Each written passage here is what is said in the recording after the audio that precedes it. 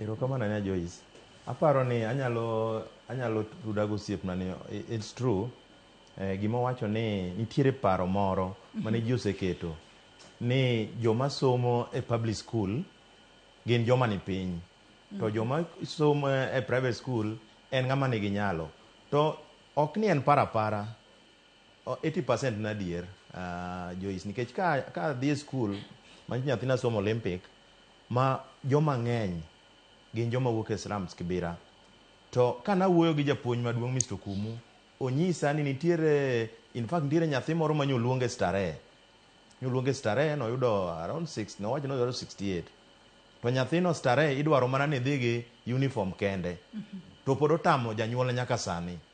Mago ng'e koda nyathino koda osedhi ok ong'eyo. To nonyisa nitiere gine moro ma sirikal nogolo miluongo ni elimu ma gine mag nyithindo gi.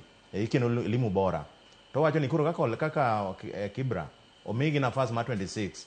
To 26 no ipogo gi skunde mopogore opogore. Koro mago challenges mantiere kirange kaka ng'ama dhano ninyalo paro ni ok adier. Lakini ka kodi bet piny Joyce, ka kodi bet piny adier, I analyze these schools, private and government school mag piny owacho. Skunde mag piny owacho nitiere gi joma nyalo yudo ka seche moko nyathi dhi school moko nyal kata afford breakfast chai mokinyi chande. Mamiyo yudo ka kata Nairobi kiyudo ka koro yudo ka county government nokelo wach mar tap to eat.